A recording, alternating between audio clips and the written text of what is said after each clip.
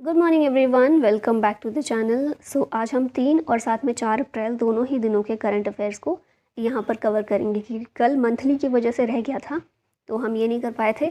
और अभी तक मंथली आपने नहीं देखा है तो जाकर देखिएगा, मार्च का कंप्लीट मंथली करंट अफेयर वो भी कवर हो चुका है।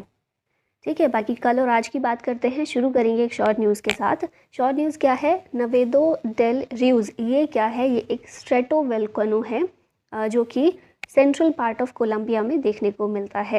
ये कोलंबिया का one of the most active और डेंजरस वोल्केनो है जहाँ से बहुत ही ज़्यादा डिस्ट्रक्टिव लहर्स और पायरोक्लास्टिक फ्लोज देखने को मिला है हिस्ट्री में। कोलंबिया की बात करें तो यहाँ की जो कैपिटल है वो है बोगोटा और करेंसी है पेसो। ठीक है, क्वेश्चंस पर आते हैं। When is world autism awareness day celebrated every year? ये जो दिन है हर साल 2 अप्रैल के दिन सेलिब्रेट किया जाता है और इसकी थीम 2023 में रखी गई है, contribution of autistic individuals at home, at work, in the arts and policy making. Next आते हैं, क्वेश्चन है RBI foundation day celebrated on which day every year? RBI का फाउंडेशन डे आप लोग याद करते होंगे, हमेशा ये 1 अप्रैल को सेलिब्रेट किया जाता है क्योंकि 1 अप्रैल के दिन ही फाउंडेशन आरबीआई का जो है ये रखा गया था। फिर हम देखें आरबीआई के बारे में तो 1949 में आरबीआई को नेशनलाइज किया गया था। ठीक है, तो कई बार क्वेश्चन ये भी आता है नेशनलाइजेशन ऑफ आरबीआई किस साल हुआ था? 1949 में। आरबीआई ने रिसेंटली अनाउंस किया है हार्बिंजर 2023, ये एक हैकाथन है। ठीक है, और थीम इस हैकाथन की रखी गई है inclusive digital services. Next question है, who has been appointed as executive director of RBI? RBI के एग्जीक्यूटिव डायरेक्टर ये नए अपॉइंट किए गए हैं, तो इनका नाम क्या है? ये है नीरज निगम। और गवर्नर तो आपको पता है शक्तिकांत दास। तो आरबीआई के बारे में ये दोनों चीज़ें आपको याद रखनी हैं। यहाँ पर चीज़ें लिखी हुई हैं कुछ रिलेटेड टू आरबीआई। तो ये हमने देखा, ये 1 अप्रैल फाउंडेशन डे होता है क्योंकि 1 अप्रैल 1935 आरबीआई की स्थापना हुई थी। ठीक है, किस एक्ट के तहत? तो आरबीआई एक्ट 1934 के तहत। Central office of RBI initially set up in Kolkata और फिर बाद में परमानेंटली 1937 में इसे मुंबई में मूव कर दिया गया। ठीक है, 2 साल के लिए इसका हेड क्वार्टर जो है आरबीआई का कोलकाता में था। फिर उसके बाद देखिए तो बैंक जो आरबीआई है इसको स्टार्टिंग में कंस्टिट्यूट किया गया था as a shareholders bank, लेकिन फिर बाद में इसको सेंट्रल बैंक का दर्जा दिया गया और कंट्री की मॉनेटरी और क्रेडिट सिस्टम के लिए को रेगुलेट करने के लिए इसे रिस्पॉन्सिबिलिटी सौंप दी गई थी। सर ऑसबोर्न स्मिथ जो हैं ये पहले गवर्नर थे आरबीआई के। सीडी देशमुख पहले भारतीय गवर्नर थे आरबीआई के। अभी फ़िलहाल 25 नंबर के हैं शक्तिकांत दास और 4 डेप्यूटी गवर्नर्स भी होते हैं आरबीआई में जो कि हैं M D Patra, M K Jain, M Rajeshwar Rao और टी रविशंकर। अगला क्वेश्चन है, when is Odisha day celebrated every year? Odisha day ये हर साल सेलिब्रेट किया जाता है 1 अप्रैल के दिन। 1 अप्रैल 1936 को उड़ीसा का एज अ स्टेट फॉर्मेशन हुआ था। 1 अप्रैल 1935 वो आरबीआई है। और 2023 में कौन सा फाउंडेशन डे सेलिब्रेट किया जा रहा है? 88th foundation day of Odisha. यहाँ पर उड़ीसा से रिलेटेड कुछ फैक्ट हैं, जैसे सीएम है नवीन पटनायक, गवर्नर गणेशी लाल, फॉर्मेशन हमने देख ही लिया 1 अप्रैल 1936। एएसआई ने रिसेंटली डिस्कवर किया है 1300 साल पुराना Buddhist stupa near Jagannath temple Puri में। ठीक है, उड़ीसा जो है रिकॉग्नाइज किया गया है by the UN Habitat for its efforts to empower the lives of slum dwellers and create a slum free state in India through its 5D initiative Jaga mission. तो ये आपको याद रखना है, जगा मिशन ये कहाँ का है? उड़ीसा का है। रिसेंटली यूएन हैबिटेट के द्वारा इसे रिकॉग्नाइज किया गया है। रिसेंटली एनटीसीए ने अप्रूव किया है उड़ीसा के प्रपोजल को to declare Debrigarh a tiger reserve. तो डेब्रीगढ़ नया टाइगर रिजर्व कहाँ पर है? ये उड़ीसा में। ठीक है, 2 पहले से ही हैं उड़ीसा में, सिमलीपाल और सतकोशिया। इसके बाद अब 3rd हो जाएगा, ये डेब्रीगढ़ 3rd है। Which country has become the 31st member of NATO? NATO का 31वां मेंबर, अभी तक कितने थे? 30 थे, अब 31वां मेंबर ये फिनलैंड बन गया है। तो ऑप्शन नंबर बी ठीक हो जाएगा। सेक्रेटरी जनरल कौन है नाटो के? Jens Stoltenberg. इन्हीं के द्वारा ये अनाउंस किया गया। अभी तक मतलब बहुत काफ़ी टाइम से ये प्रोसेस चल रहा था कि फिनलैंड को मेंबर बनाना है, लेकिन टर्की जो है वो अड़ा हुआ था, वो नहीं बनने दे रहा था। ठीक है, तो अभी फाइनली टर्की ने भी अपनी अप्रूवल जो है इसको दे दी है, तो इसी के साथ फिनलैंड नाटो का 31वां मेंबर ये बन गया है। और टर्की क्यों मना कर रहा था? क्योंकि रशिया जो है ना वो बहुत विरोध कर रहा था कि फ़िनलैंड रशिया का पड़ोसी फ़िनलैंड भी है और वो नहीं चाहता था, रशिया नहीं चाहता था कि वो नाटो का मेंबर बने। बट अब फाइनली टर्की ने जो है वो अप्रूवल ये दे दिया है। ठीक है, नाटो की बात करें, नाटो की फुल फॉर्म है नॉर्थ अटलांटिक ट्रीटी ऑर्गेनाइजेशन, जिसे कई बार नॉर्थ अटलांटिक अलायंस के रूप में भी जानते हैं। एक इंटर गवर्नमेंटल मिलिट्री अलायंस है। ठीक है, 4 अप्रैल 1949 को इसको साइन किया गया था। 30 मेंबर्स इसके अभी तक थे और जो 30th मेंबर था वो नॉर्थ मैसेडोनिया था। अभी 31st फिनलैंड बन गया है। हेडक्वार्टर नाटो का है ब्रसल्स, बेल्जियम में। Headquarter of allied command operations ये है मॉन्स, बेल्जियम में। फिनलैंड की कैपिटल कौन सी है? हेलसिंकी है। करेंसी यूरो है यहाँ की। और सना मैरिन जो है यहाँ की यंगेस्ट प्राइम मिनिस्टर दिसंबर 2019 में बनी थी। Which country launched the world's first ferry that runs on liquid hydrogen? दुनिया की पहली ऐसी नौका या फिर फेरी जो लिक्विड हाइड्रोजन पर चलती है, ये नॉर्वे के द्वारा इसको लॉन्च किया गया है। इस वेसल का नाम क्या है? MF हाइड्रा है। ठीक है, एक हाइब्रिड है जो यूज़ की गई है। बोथ बैटरीज और लिक्विड हाइड्रोजन फ्यूल सेल दोनों ही चीज़ें इसमें इस्तेमाल की गई है। इसलिए तो कंट्री का नाम आपको याद रखना है, नॉर्वे ने इसको लॉन्च किया है। First country in the world जो अभी न्यूज़ में रही तो स्पेन जो है पहली यूरोपियन नेशन बनी थी to authorise paid menstrual leave for women. फिर माल्टा की बात करें तो ये पहली यूरोपियन कंट्री है जिसने अलाउ किया है लिमिटेड कल्टीवेशन और पोजेशन को of cannabis for personal use. फिर इंडिया पहली कंट्री बनी to extend assurance to Sri Lanka for its debt restructuring. New Zealand ये वर्ल्ड की पहली climate change law for financial firms ये बनाने वाला पहला कंट्री ये न्यूजीलैंड बना था। ठीक है, क्लाइमेट चेंज लॉ बनाने के लिए फाइनेंशियल फर्म्स के लिए। जापान का सुमितोमो फॉरेस्ट्री कंपनी और क्योटो यूनिवर्सिटी, इन दोनों ने एम रखा है कि 2023 तक वर्ल्ड का first would based space satellite ये लोग बनाएंगे। और फिर अरुणा मिल्लर जो हैं ये मैरीलैंड की पहली इंडियन अमेरिकन लेफ्टिनेंट गवर्नर बनी हैं। Rudrendra Tandon has been appointed as the next ambassador of India to which country? तो इसका आंसर हो जाएगा ग्रीस। ग्रीस में भारत के अगले राजदूत जो है एम्बेसडर कौन ये हैं? रुद्रेंद्र टंडन है। ग्रीस की कैपिटल है एथेंस, करेंसी है यूरो। और इन एथेंस ग्रीस इन 1896 पहला मॉडर्न ओलंपिक गेम्स ये खेले गए थे। तो ये आपको याद रखना है factual information.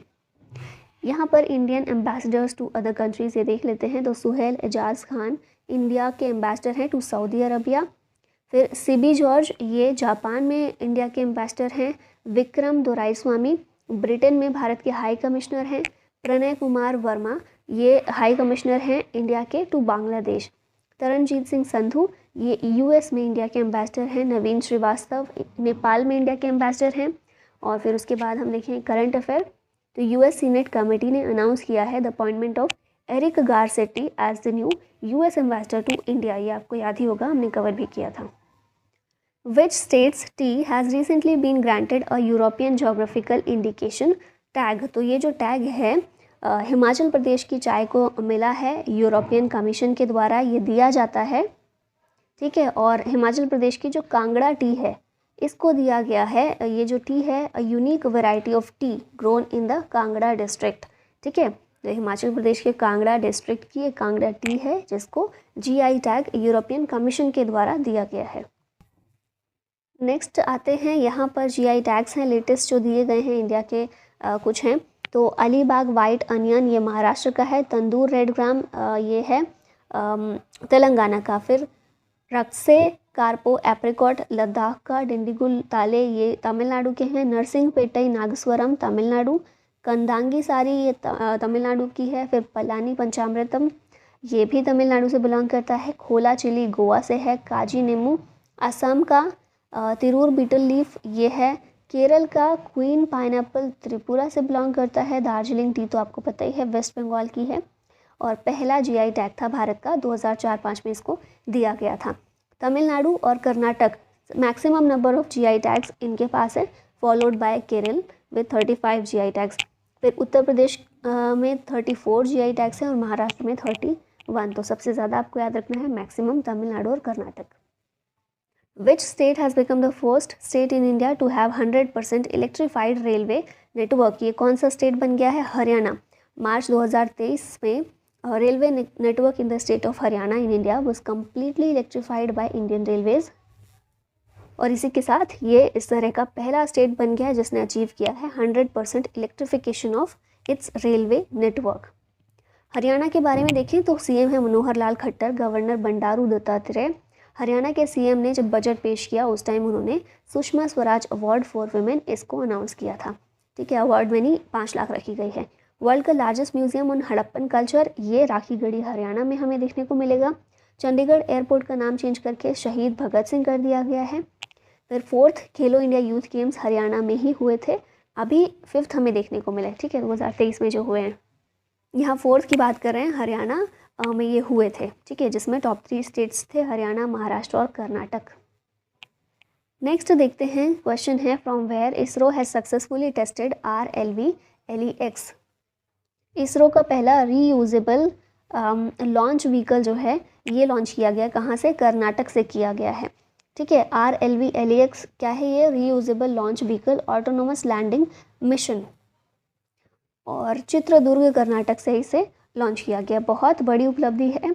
Reusable rockets launch किए गए हैं ना, रीयूजेबल व्हीकल जिसको हम दोबारा से भी यूज़ कर सकते हैं एक बार लॉन्च करने के बाद, तो बहुत बड़ी उपलब्धि है। In a first in the world a winged body has been carried to an altitude to 4.5 kilometre by a helicopter and released for carrying out an autonomous landing on a runway. Bandipur tiger reserve is located in which state? ये tiger reserve कहाँ पर है? तो आपको पता है कर्नाटक में है बांदीपुर। रिसेंटली इसने कंप्लीट किए 50 years as a project tiger reserve. ठीक है, एस्टेब्लिश हुआ था 1930s में as a wildlife sanctuary, जो कि टाइगर रिजर्व बना था 1973 में अंडर प्रोजेक्ट टाइगर।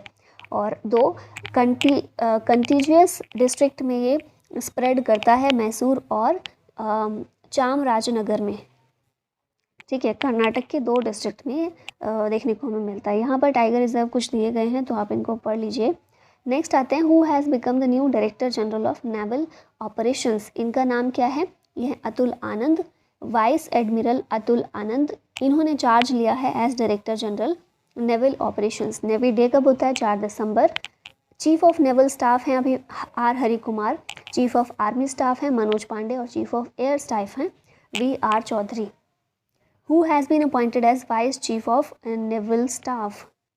ओके, पीछे हमने डायरेक्टर जनरल देखे थे है ना, वाइस चीफ कौन है? तो ये है संजय जसजीत सिंह। इन्हें जो है पोजीशन मिली है vice chief of naval staff की as part of a series of high level changes in the Indian navy. फिर इनकी बात करें, 2009 में इन्हें नौसेना मेडल से भी सम्मानित किया जा चुका है। 2020 में इन्हें अति विशिष्ट सेवा मेडल भी दिया गया था। Which edition of the annual SLINEX 2023 bilateral maritime exercise was held between India and Sri Lanka? तो देखिए, ये तो पता ही है, श्रीलंका और इंडिया के बीच ये एक्सरसाइज होती है। श्रीलंका, SL से श्रीलंका, I से इंडिया, ऐसे तो आप पहचान ही जाएंगे। लेकिन अब देखिए ट्रिकी बना दिया क्वेश्चन को कि कौन सा एडिशन इसका 2023 में हुआ है। तो ये था 10th एडिशन। ठीक है, 10th annual SLINEX 2023 bilateral maritime exercise between India and Sri Lanka हुआ कहाँ पर है? ये भी आपको याद रखना है। ये कोलंबो श्रीलंका में इसको कंडक्ट किया गया है। और इंडियन नेवी की तरफ से इसमें INS किल्टन और INS सावित्री ने पार्टिसिपेट किया था। यहाँ पर नेवी एक्सरसाइज दी गई हैं, जैसे वरुण जो है इंडिया फ्रांस के बीच, JIMEX India Japan, SLINEX India Sri Lanka, SIMBEX India Singapore, SITMEX Singapore India और Thailand, AUSINDEX Australia India, Konkan India और UK, बोंगो सागर इंडिया बांग्लादेश के बीच, नसीम अल बहर इंडिया ओमान, जैर अल बहर इंडिया कतर और समुद्र शक्ति इंडिया और इंडोनेशिया के बीच कंडक्ट की जाती है। Recently the chief minister of which state has launch the school चलो अभियान 2030? तो पिक्चर में देखकर ही आप समझ गए होंगे, उत्तर प्रदेश के जो CM हैं योगी आदित्यनाथ, वो दिखाई दे रहे हैं। तो UP के द्वारा ही और योगी आदित्यनाथ के द्वारा ही स्कूल चलो अभियान 2030 इसको लॉन्च किया गया है। और इसका एम है कि 100% एनरोलमेंट करना है प्राइमरी और अपर प्राइमरी स्कूल्स में। ठीक है, गवर्नर कौन है? UP की आनंदीबेन पटेल। यहाँ पर कुछ स्टेट्स की स्कीम दी गई है, जैसे पंख अभियान जो है MP का है, चिराग स्कीम हरियाणा, सहाय स्कीम झारखंड, सफल स्कीम ओडिशा, आसरा पेंशन स्कीम तेलंगाना, एक तू खेलो एक तू पढ़ो ये त्रिपुरा की है। मुख्यमंत्री चिरंजीवी योजना राजस्थान की, अम्मा एंड बहिनी स्कीम सिक्किम की, नारी को नमन हिमाचल प्रदेश और हर घर गंगा जल बिहार की एक स्कीम है। India and which country agreed to do trade in Indian rupee. तो इंडिया और मलेशिया के बीच ये अग्रीमेंट हुआ है कि वो रुपी में ट्रेड आपस में कर सकेंगे, डॉलर की या किसी और थर्ड करेंसी की ज़रूरत यहाँ पर नहीं पड़ेगी। ठीक है, किस लिए किया जाता है? ताकि ट्रेड में आसानी हो और ग्रोथ हो सके ग्लोबल ट्रेड की, बायलैटरल ट्रेड की। यहाँ पर नोट्स की बात हो रही है तो देख लेते हैं। सन टेम्पल ऑफ कोणार्क जो उड़ीसा में है, इसको प्रिंट किया गया है as the motif on Indian currency of 10 rupees bank note.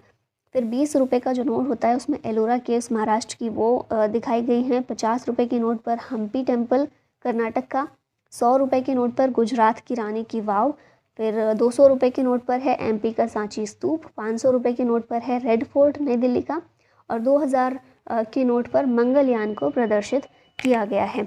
और ये आपको याद रखना है कि 1 रुपये का जो नोट होता है वो मिनिस्ट्री ऑफ फाइनेंस के द्वारा प्रिंट किया जाता है, न कि आरबीआई के द्वारा। बाकी सारे आरबीआई करता है, लेकिन कॉइन्स और 1 रुपये का नोट ये मिनिस्ट्री ऑफ फाइनेंस की जिम्मेदारी है। Who is the author of the book courting India, England, Mughal India and origins of empire. तो ये जो बुक है हिस्ट्री के ऊपर लिखी गई है, नंदिनी सिंह के द्वारा ये लिखी गई है। और ये बुक रिलेशनशिप देखती है between England and Mughal India in the early modern period. Next question है which ministry has released the report title women and men in India 2022। ये जो रिपोर्ट है ministry of statistics and programme implementation, MoSPI जो जिसे हम बोलते हैं, इसके द्वारा लॉन्च की गई है। ठीक है, इस रिपोर्ट में क्या बताया गया है कि एवरेज इंडियन वुमेन जो एक होती है एजड बिटवीन 15 एंड 29, ये 5.5 घंटे ज़्यादा स्पेंड करती है doing unpaid labour, while a man between 15 and 29 spends about 50 minutes daily doing work that yields no money। मतलब अनपेड वर्क मतलब ऐसा काम जिसके लिए कोई मनी नहीं जनरेट हो रही है, कोई मनी नहीं क्रिएट हो रही है। तो ऐसा काम अगर हम 15 से 29 साल के पुरुषों में देखें, है ना, मेन में देखें, तो वो सिर्फ 50 मिनट्स करते हैं दिन में, कोई ऐसा काम जिसके लिए कोई मनी नहीं मिलती या कोई मनी क्रिएट नहीं हो रही है। लेकिन वहीं महिलाओं की बात करें तो वो 5.5 घंटे दिन के काम करती हैं, ऐसा जो अनपेड है।